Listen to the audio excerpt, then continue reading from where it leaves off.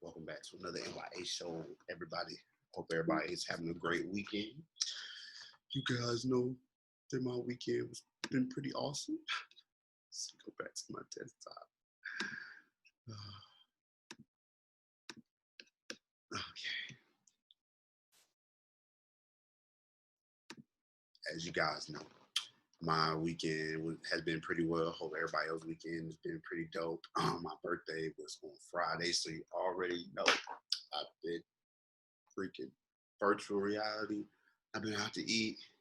I've had a party, here, a surprise party put on for me. I really appreciate it. It's been a great weekend so far. I hope everybody else is having a great weekend too. It's been some very ugly, dirty weather outside, but we need the rain. The issue in this cold, don't you? Don't you know? Don't you know? And the first topic of the night that we got to run into is this JeannieMai situation. JeannieMai responds to the backlash after saying she wants to submit to the motherfucking snowman when they get married. The snowman. 1 second.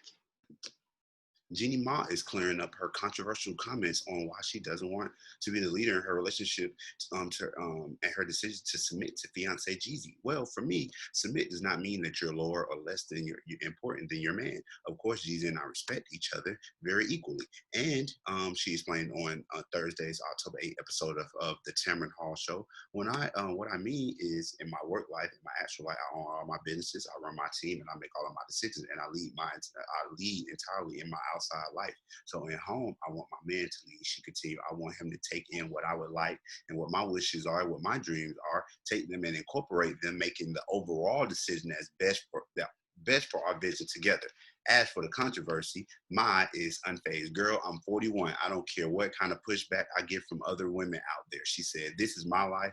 And you know, coming out of divorce and also making a major decision to marry again after being blessed to fall in love and find a beautiful person, I want to be very clear and open about how our life can be so that we make our vision that is aligned and that we are both are empathetic to each other and know that this is the structure we're going into.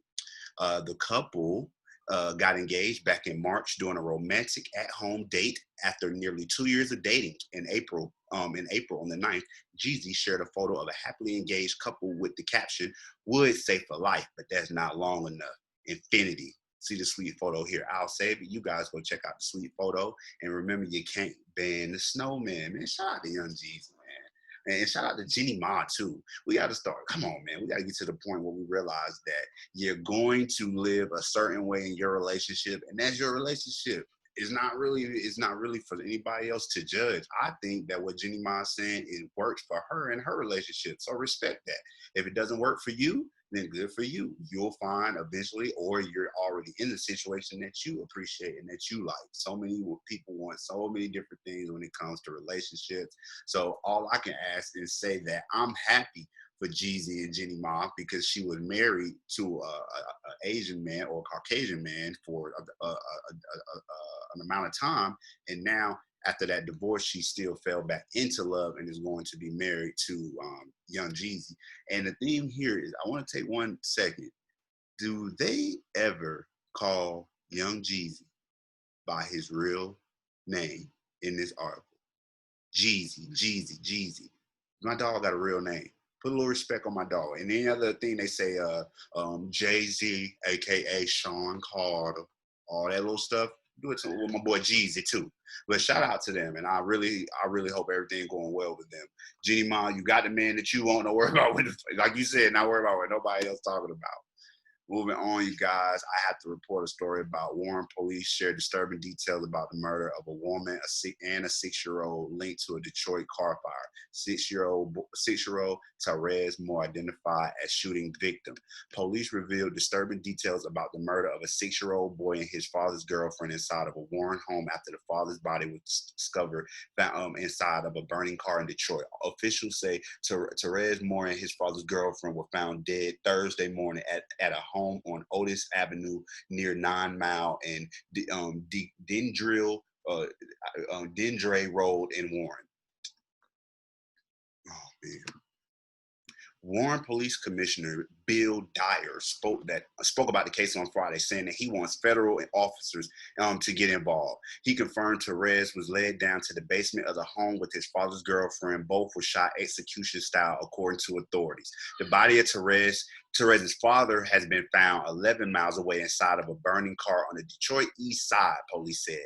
After he was identified, Detroit police officers asked Warren officials to go to the home to notify the man's family. That's when Warren police discovered the bodies of Tyrese and his father's girlfriend, according to the officials. Detroit and Warren police have been brought in. Also, the FBI to help with the investigation. They believe that more than one person is involved in this case. The execution-style killing of a 6-year-old is truly evil, unthinkable, and senseless, and shows no regard for life. Only monsters or godless creatures would pull triggers on a 6-year-old and execute a child. Therese's grandmother started a GoFundMe page, saying her grandson was a vibrant little boy who loved to tease and laugh. He will be dearly missed. Our hearts are broken and our souls are empty without him. Detectives are spanning out to try and to learn more about the case and identify possible suspects. Anyone with information is asked to call authorities and, of course, say the same thing. It's just truly unfortunate, some of the situations that we go through. I seen this story on Monday morning, everybody. As soon as I started off the week coming off the last show, this is the first thing that I saw. I just want to say rest in power to this young man, his father, and the girlfriend. I want to know what happens from this case. If the FBI will get into it, will it be more of a national story? But it's truly unfortunate that a 6-year-old child, a woman, and a father, basically parents to this young man, were all executed and murdered in Detroit this past week. So any details anybody may know, if I have any Detroit viewers, anybody know any details, drop them in the comments. You got any updates? Truly unfortunate story and situation. I want to touch on some music that came out. Of course, myself, I must self-promote. I dropped an EP this week. I only could pull up one song here on YouTube, but, search N.y.a_TKO and you shall find everything. It's 4 songs. The name of the EP is called You Forgot Something. I just wanted to go ahead and put out a couple songs that I personally had been holding on to and wanting to put out, but I was like, what's the time? I put it out. When I put it out. So I went ahead and put my project out. So y'all go ahead and check that out and support that. Reason, the new king of TDE. Shout out to Kendrick, but Reason, man, I really like Reason. I really do. Ever since Reason popped on the scene, I believe he came on to the Joe Budden podcast. That was another introduction that I had to him. But I came across his project Better Days, and even then, Better Days was such a good effort by him, but he already had it out, and that got him signed. When I watched the interviews, that got him signed on a TDE. He dropped a few singles since he's been on TDE. He's been getting props from the Charlemagnes of the world, the Elliott Wilsons. A lot of people been putting a lot of respect on his name. And then he followed up and linked up with Cole in Dreamville, and he was a major player on the Dreamville collaboration that they did last year. So definitely go and listen to Reason's new album, New Beginnings. This, my favorite song so far. I like the song with Schoolboy Q because he never really pops out like that. I really like the one with Schoolboy Q with Rhapsody because Rhapsody is the best female rapper alive. You said it, I said it, Rhapsody. So the feature that he has on here, I Can Make It with Rhapsody. The Stories I Forgot brings me back more to some of the true hunger that I felt when I heard him on his Better Days EP when he came out initially about 2 years ago. So I want to recommend this to everybody, anybody watching right now. You into new music, you into like dope artists, you know what I'm saying? He can give you that the music you can listen to while you're just around the house, and he can also turn up in his in his own way. Reason is definitely one of my favorite new rappers, and I'm going to continue to support him. So if you can listen on YouTube, I would suggest that you guys head over to Spotify, Apple Music, all the other space. But I would definitely more prefer to do what the real fans are doing, is going to the Apple Store and hitting the album and him purchase $9.99, baby. Being the Butcher, can't wait until this king drops this album. He just put out a song with Lil Wayne and Big Sean. It's called Timeless. Just came out this past Friday. Let me know your thoughts on it. I'm a big fan of Being the Butcher. Been put on to him. I've been listening to all his projects, and I'm covering everything that he put out. So if you're a fan of Being the Butcher, you knew nothing about him before this point, please go and listen to Benny the Butcher. If I had to say who really shines on this song, Big Sean had a great verse. More specifically because we want to get into something else, some of the words that he had for a certain individual, and then Lil Wayne just spaz. Like Wayne, sometimes like he doesn't always give his all on his features nowadays, because I know he does like a million. So how can I expect, you know what I'm saying, like the hottest verse like every single time? But literally on this song, like my dog went stupid. So shout out to Lil Wayne on this track that they put out. So I'm not sure when the album is slated to come out. I seen Benny when he came on the Joe Budden podcast, and whenever you plan to drop the entire project, I'm here for it.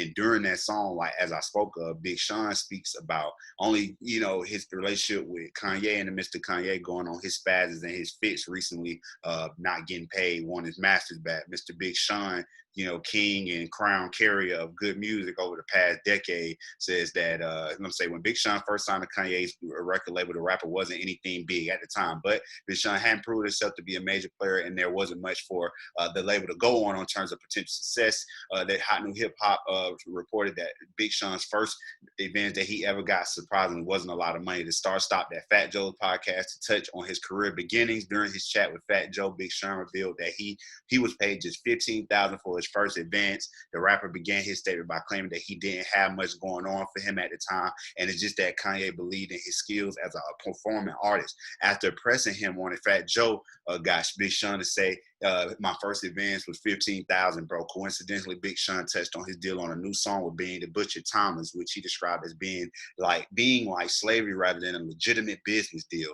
On the other hand, Kanye recently came out to say that he would be giving back his 50% share to all of his artists on Good Music. Before West's recent comments on the unfairness of the music industry, Kanye owned half of all the master recordings of his artists. As he previously reported, Kanye took to his social media account earlier this year to say that he would be giving back his fair share of all the master recordings to the people signed to his label, which includes people like Big Sean. This came around a time as Kanye's comment on how the music industry had ripped off artists for years through subletties and fine print in their contracts like distribution fees and more. Ironically, West even said that he was going to try to get Taylor Swift's master recordings back from Scooter Braun, who purchased them for $300 million. Earlier this year, Big Sean was asked to comment on West and claims that he will always respect and appreciate him for giving him a chance. Either way it go, Big Sean deserves way more money at this point. The reports that have been coming in, it was covered on the Breakfast Club, covered on some podcast, that